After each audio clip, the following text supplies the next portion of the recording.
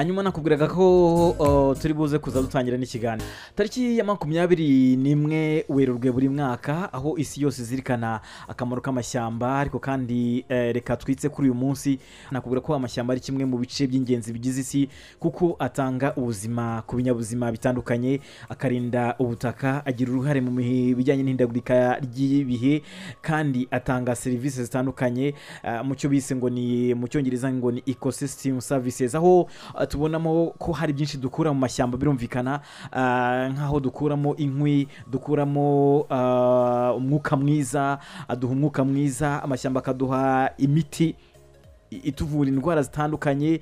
Ni byo mu byo ingenzi nakubwira ko, kandi akavamo imbaho. Nakubwira ko buriya mfatiye urugero nko kuri Nyungwe, bagaragaza ko nibura 70% by'amazi dukoresha hano mu Rwanda aturuka muri Nyungwe. Ibaze nako gaciro nyine ka serivisi amashyamba atugenera. Rero bagaragaza ko nubwo amashyamba agenda abaho, tukamenya mu mimaro yayo, ariko kandi amashyamba arimo kwangirika ku muvuduko ukomeye cyane bitewe n'ibikorwa bya muntu. Nk'ubu ngubu nakubwira ko nk'uko nabivugaga mu kanya, ku isi amashyamba atwikira hafi 31% by'ubuso bwose. Nubwo abimeze gutya, ariko kandi reka mbanze nkubwire ko mbere yuko nkugaragariza uburyo ki amashyamba agenda yangirika, ariko kandi nakubwira amwe buri amashyamba nayo agira mu ubwoko butandukanye. Nk'ubu ngubu hari icyo bita amashyamba y'imvura, ngenekereje mu Kinyarwanda nk'uko bakunze kuvuga ngo ni mu Cyongereza ngo ni tropical rainforest. Ni hahandi mu mashyamba uzasanga ahora habamo imvura, cyane cyane mu bice by'uburasirazuba bwa Amerika, muri Amazone, muri Afurika yo hagati. Uzabyumva nyine mu cyo muyise ngo ni tropical of Congo, cyangwa se muri amashyamba ya Congo. Hano mu Cyongereza bavuga ngo ni Congo Basin. Hahandi ushobora kuba wasanga amashyamba mu munsi nta kumenya ngo ni igihe cy'imvura, ni igihe cy'izuba, ahora abamo imvura nyinshi cyane. Ariko kandi ubwoko bw'amashyamba tuyasanga no muri Aziya y'Amajyepfo muri rusange, aho nakubwira ko bene ubu bwoko bw'amashyamba bufite ibimera n'inyamaswa nyinshi, kandi aya mashyamba akagira uruhare runini cyane mu gufata imyuka yangiza ikirere mu buryo navuga ko buhambaye. Nakubwira ko kandi hari n'amashyamba yo mu turere mu bice bikonje, ayo mu Cyongereza ngo bise ngo ni boreal forest. Hahandi ushobora kuba wabona ubwoko bw'amashyamba. Ubwoko bw'amashyamba cyane cyane buboneka cyane cyane muri ibice byo mu bihugu nka Canada, Uburusiya, ndetse no mu bihugu bya Scandinavia, cyangwa se iyo tuvuze ibihugu bya Scandinavia tuvuga Norvege cyangwa se Norway, tukavugamo Sweden, tukavugamo Denmark. Ariko kandi abandi usanga iyo bongeraho n'ibice bya Finland ndetse na Iceland, ariko icyo gihe tuba tuvuze ko hari bice tuvuga ngo mu Cyongereza nicyo bita ngo Nordic countries. Hanyuma kandi nakubwira ko amashyamba habaho n'amashyamba yo mu misozi, cyane cyane n'ahantu hakunze kuba hashyuha. Iyo tuvuze icyo kintu bakita ngo ni temperate forest, aho wenda tuvuga urugero nko muri Amerika ya ruguru, mu Burayi se no burasirazuba bwa Aziya, aho dushobora kuba twayasanga, aho ushobora kuba wasanga ubwoko nk'ubwo ngubwo muri rusange. Ariko kandi hakaba mu bwoko bw'amashyamba bundi, aho tuvuga mu byo bita mu Cyongereza ngo ni mangrove forest. Akaba ari amashyamba aboneka ku nkombe z'inyanja, arinda ubutaka kutarengerwa n'amazi. Cyane cyane izi mangrove forest uzasanga mu bice byo muri Nigeria se, ahantu bakunda gucukura peteroli cyane cyane, ho nakunze kuyabona cyane mu byo umeruka kureberaho mu madocumentary umeruka kubureba. Ariko kandi nibyo ngibyo nakubwira. Mu bindi isi ndetse n'abashakashatsi bayo bagenda bagerageza kurebera hamwe agaciro k'amashyamba ku rwego rw'isi, aho barebera hamwe akavuga ati ubundi amugani tuzi Amazone, tuzizoza ayo mashyamba yo yewe, reka tunafatira urugero na Nyungwe, ndetse turaza kuba tuyirebera hasi hepfo gatoya nitugera ku rwego rwo mu Rwanda. Ariko kandi abahanga mu bushakashatsi bugiye butandukanye mu binyabuzima ndetse n'ibidukikije ibidukikije bagaragaza ko nibura amashyamba atanga umwuka mwiza, icyo bise ngo ni oxygen muri rw'icyongereza cyangwa se oxygen muri rw'igifaransa, oxygen muri rw'igifaransa, aho bagaragaza ko nibura amashyamba atanga hafi 20% by'umwuka mwiza isi ikenera. Ibaze nawe icyo kintu, kuba amashyamba atanga 20% by'umwuka isi ikenera muri rusange. Ikindi bagaragaza ko aya mashyamba afata umwuka wangiza ikirere ku rugero navuga ko ruri hejuru. Nk'ubu ngubu hano mu bushakashatsi buheruka bagaragaza ko nibura amashyamba afata carbon dioxide cyangwa se imyuka yangiza ikirere mu bwoko bwa carbon dioxide nibura muri toni zibarirwa muri miliyari 2,600,000 z'uyu mwuka, kugira ngo nyine agabanye ikirere. Bwo bumvikana imyuka yangiza ikirere, bivuze ko nibura ariko kandi iyi myuka ni inafashwe, murabizi ko iyi myuka igira ingaruka mu cyo bise ngo ni global warming cyangwa se ubushyuhe bwo kuri iyi si, aho ubona ko mu by'ukuri aya mashyamba agira uruhare mu kugabanya ubushyuhe iyi si ikomeza kugenda yagira. Rero ibi ngibi nahuje n'ibintu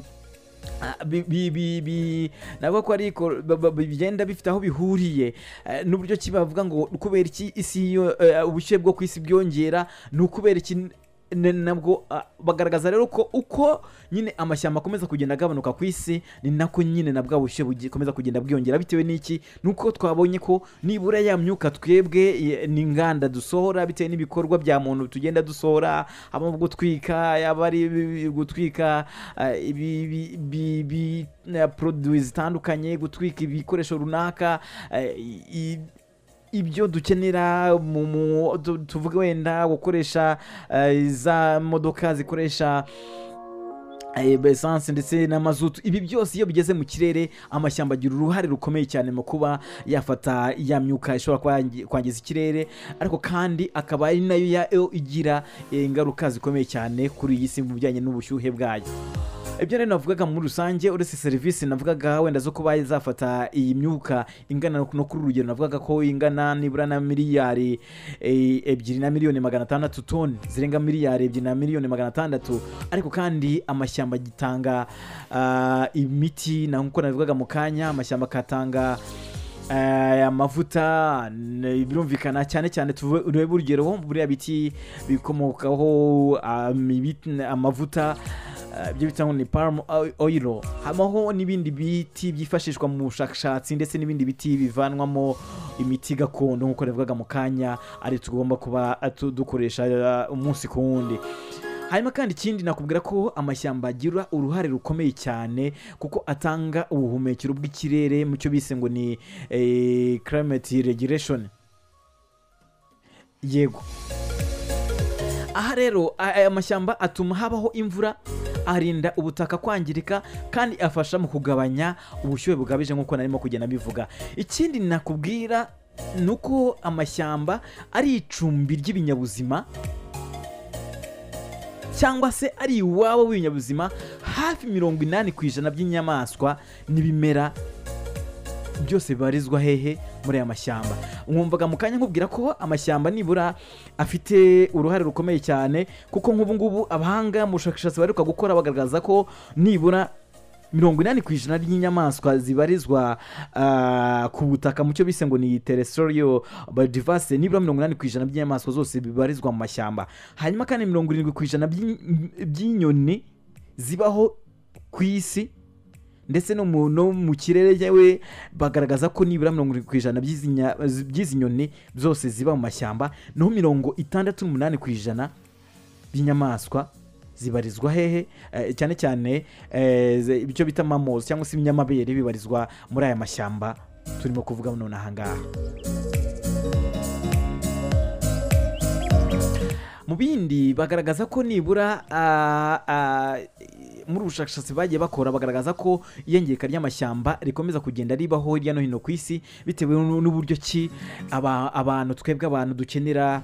Tuvuga urugero, ngiye kuguha urugero rwiza nka Nyagatare, wenda mu mwaka w'ibihumbi 2023 na kangahe kuzamura, hariho ahantu wasangaga hari wenda n'urugero mfashe nubwo nta mashyamba yari ahari ku rwego navuga ko ruri hejuru, kuko bitewe n'imirambi, bitewe n'uburyo ki wenda ari igice Nyagatare nk'igice cy'umukenke, cyo bita igice cy'umukenke, yego bagaragaza ko wenda n'urugero nari mfashe, ariko ko hari hatuwe icyo gihe muri myaka nari mvuze, ntabwo ariko hari hatuwe uko hatuwe ubu ngubu, siko hari hatuwe muri iyo myaka nari mvuze mbere.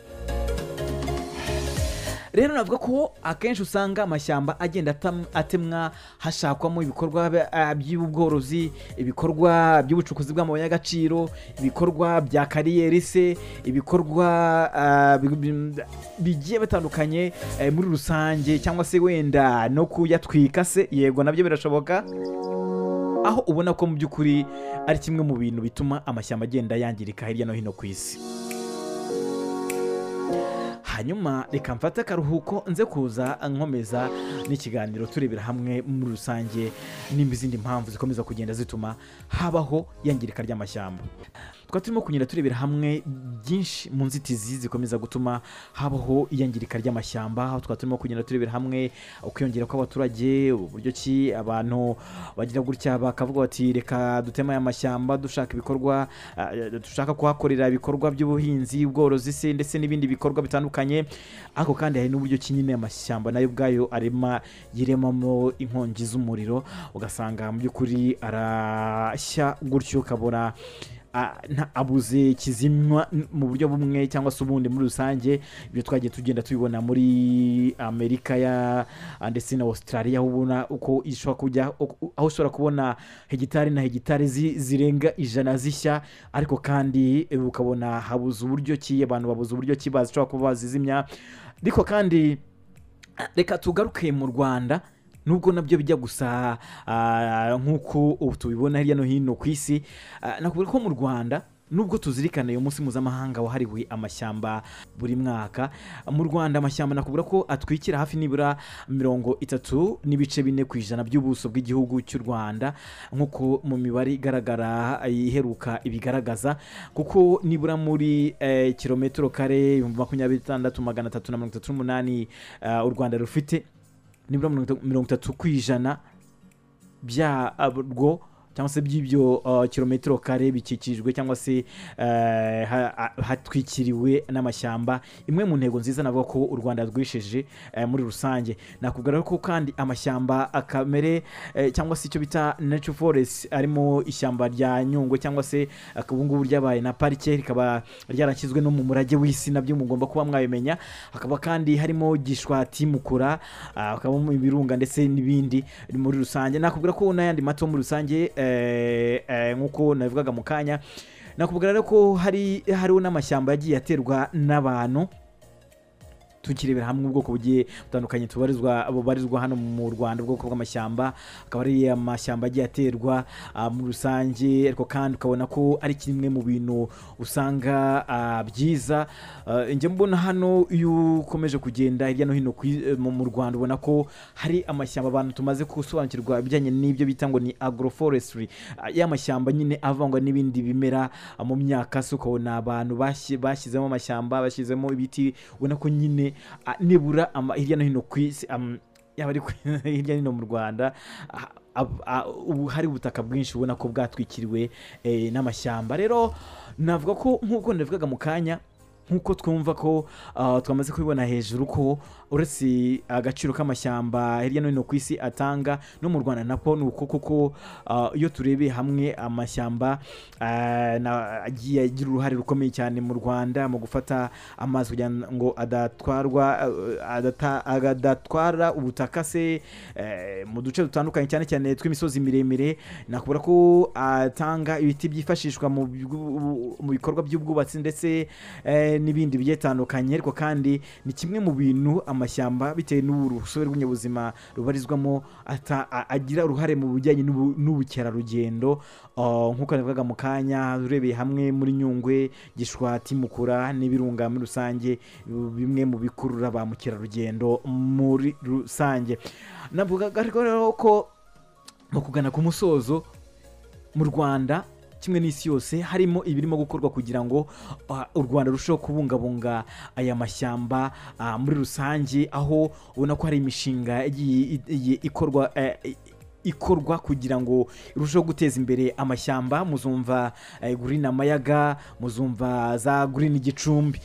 Iyi rero ni imishinga imwe yagiye ishyirwaho kugira ngo igire uruhare rukomeye cyane mu kubungabunga amashyamba. Hariho n'izindi proje njya mbona hano hanze zifite aho zihuriye no kubungabunga amashyamba zitandukanye. Ubona ko ari project nziza mu by'ukuri cyangwa se imishinga myiza ubona ko yagiye ishyirwamo imbaraga na leta y'u Rwanda kugira ngo habeho gahunda abaturage biyumve mu kubungabunga amashyamba. Gusa nubwo bimeze burya haracyariho ubukangurambaga leta yagiye ishyiraho binyuze mu kigo cy'igihugu gishinzwe kubungabunga ibidukikije, ndetse kandi n'ikigo cy'igihugu gishinzwe amashyamba ni Rwanda Forest Authority, aho bagenda bakora iyo bwabaga kugira ngo hajyeho gahunda yo kuba abantu bareka gukoresha ibiti cyane cyane nk'ibicanwa harimo n'amakara, kugira ngo habeho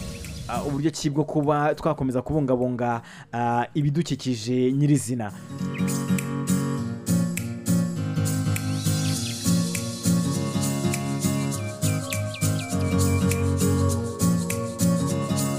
Ni nayo mpamvu rero mu bihe bishize hagiriyeho gahunda yo gukangurira abantu kuba twakoresha ibicanwa bike cyane, ahubwo tukagayoboka inzira ya gaze, yo gukoresha gaze. Ariko kandi muhanga mu bijyanye no kurengera urusobe rw'ibinyabuzima ndetse no kubibungabunga yitwa Dr Imanishimwe Ange. Reka ni mu byo twaganiriye atuganirize uko abibona, no mu buryo ki bishobora kuba byatuma haboneka ingaruka zinavuga ko zashobora kuba zatanga umusaruro cyangwa se umusaruro ushimishije ushobora kuba waturuka mu kuba abantu bareka gukoresha ibicanwa harimo amakara ndetse n'ibicanwa bindi n'ibiti birumvikana, tukagayoboka inzira ya gaze mu gihe bishoboka. Reka atuganirize umusaruro ushobora kuba waturukamo. Ikirere gihinduka bibangamiye ubuzima bw'umuturage. Ubu n'ubu tuvugana nko mu Rwanda by'umwihariko abaturage bacu barahinze bategereza imvura isa naho ari nkaho yabuze, ariko nk'uko tubisobanura ni ibintu by'uruhererekane babimaze imyaka, none rero ikirere kikagenda gihinduka ndetse n'ibihe bigahinduka bitewe n'uko abantu bagiye bangiza.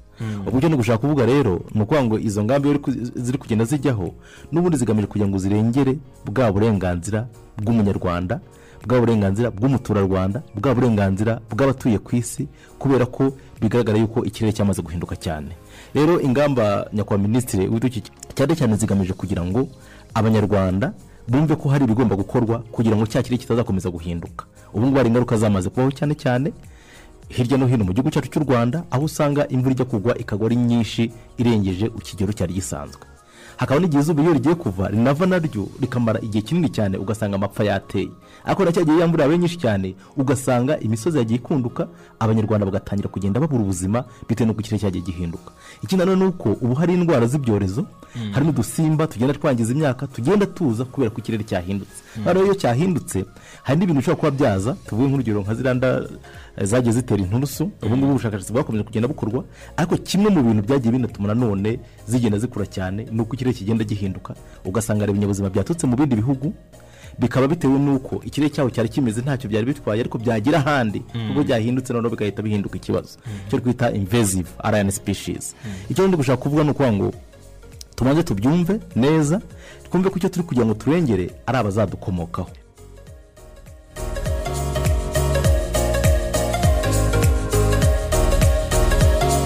Ati tugomba kubanza tukabyumva neza ko kugabanya gukoresha ibicanwa bikomoka ku biti cyangwa se ku mashyamba, ndetse kandi no kongera gukoresha gaze cyane, twirinda gukoresha ibikomoka ku mashyamba, ni ukurengera abazadukomokaho ejo hazaza hacu, tukagira ubuzima bwiza muri rusange.